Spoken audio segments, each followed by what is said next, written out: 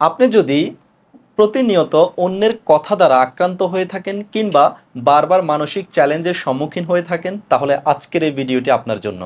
সুপ্রিয় শ্রোতা, আজকে শেয়ার করব 4টি গুরুত্বপূর্ণ গাইডলাইন। এই গাইডলাইনগুলো ফলো করার মাধ্যমে শুধুমাত্র আপনি আপনার মেন্টাল স্ট্রেংথ অ্যান্ড ইমোশনাল রেজিলিয়েন্সকে ইমপ্রুভ করবেন না, এটি আপনার পার্সোনালিটিকেও অনেকাংশে ইমপ্রুভ করে থাকবে ইনশাল্লাহ।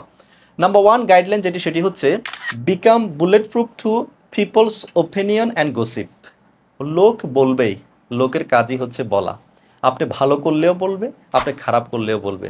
আপনি যাই করুন না কেন, আপনি যদি খুব ভালো করে এগিয়ে যান, লোক আপনাকে হিংসা করবে, আপনাকে ক্রিটিসাইজ করার চেষ্টা করবে। আবার আপনি যদি ভালো পারফর্ম না করেন, তাহলে আপনাকে নিয়ে নানান ধরনের মন্তব্য করবে। This is human nature and people will do like this.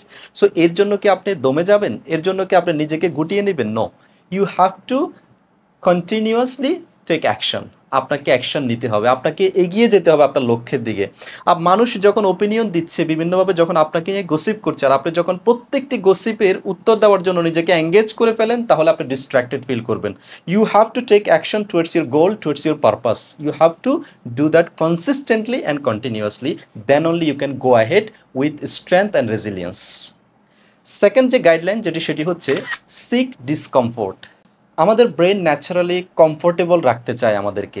আমাদের ব্রেনের একটি সার্ভাইভাল ফাংশনই হচ্ছে আমাদেরকে কমফোর্টে রাখা, আমাদেরকে সেফ রাখা, আমাদেরকে প্রোটেক্টেড রাখা। আপনি যত বেশি কমফোর্ট সিক করে থাকবেন, আপনি তত বেশি আপনার গ্রোথকে আপনি দমন করে রাখবেন, আপনি নিজেকে পিছিয়ে রাখবেন। The day you become comfortable is the day you stop growing yourself. আপনি যেদিন থেকে নিজেকে কমফোর্টেবল জায়গায় আটকে রাখবেন, সেদিনে আপনার গ্রোথ বন্ধ হয়ে যাবে। সুতরাং কী করতে হবে? ডিসকমফোর্ট সিক করতে হবে। অর্থাৎ প্রতিদিন এমন একটি কাজ করা যাতে করে আপনার ব্রেইন ডিসকমফোর্ট ফিল করে থাকে। এই ডিসকমফোর্ট ফিলিং আপনাকে গ্রো করতে, লাইফে এগিয়ে যেতে সাহায্য করবে। থার্ড যে গাইডলাইন সেটি হচ্ছে my pleasure don't control me, I control my pleasure. অর্থাৎ আপনার যে আনন্দ, আপনার যে মজা করা, এগুলো যাতে আপনাকে নিয়ন্ত্রণ না করে। আপনি যাতে আপনার আনন্দ, আপনার মজার যে উৎস, সেগুলোকে নিয়ন্ত্রণ করে থাকেন। আপনি কখন মোবাইল ব্যবহার করবেন, কতক্ষণ আপনি ইনস্টাগ্রাম, ফেসবুক কিংবা ইউটিউবে থাকবেন, সেটি আপনি নিয়ন্ত্রণ করবেন। কিন্তু যেদিন থেকে এগুলো আপনাকে নিয়ন্ত্রণ করার শুরু করবে, সেদিন থেকে আপনার ফোকাস, আপনার কনসেন্ট্রেশন, আপনার গ্রোথ সেদিন থেকে রেস্ট্রিক্টেড হয়ে যাবে। সুতরাং আপনার প্লেজারের যে উৎসগুলো, সেগুলোকে কনসিয়াসলি রেগুলেট করার চেষ্টা করুন। সুপ্রিয় শ্রোতা, last but not the least সেটি হচ্ছে other people don't control my emotions, I do. অন্য ব্যক্তি আমার আবেগকে নিয়ন্ত্রণ করে না, আমি আমার আবেগকে নিয়ন্ত্রণ করি।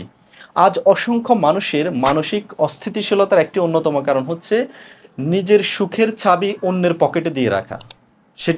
সেটি হচ্ছে যে প্রতিনিয়ত অন্য ব্যক্তি কি বলছে, কিভাবে দেখছে, অন্য ব্যক্তি কি বলবে, কি ভাববে, সেদিকে নজর দেওয়া। ইভেন অন্যের কাজকে খুব বেশি প্রায়োরিটাইজ করে দেখা, নিজেকে নিজে ফোকাস করার পরিবর্তে।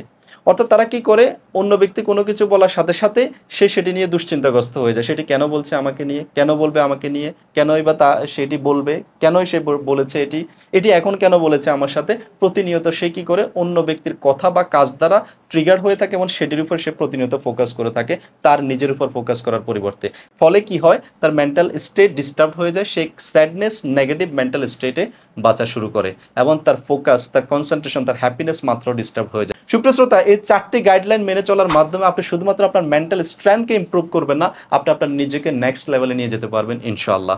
সুতরাং ভিডিওটি কেমন লেগেছে তা কমেন্ট করে অবশ্যই জানাবেন এবং ভিডিওটি বেশি বেশি শেয়ার করে অন্যকেও দেখার সুযোগ করে দিবেন। দেখা হবে পরবর্তী ভিডিওতে। আল্লাহ হাফেজ।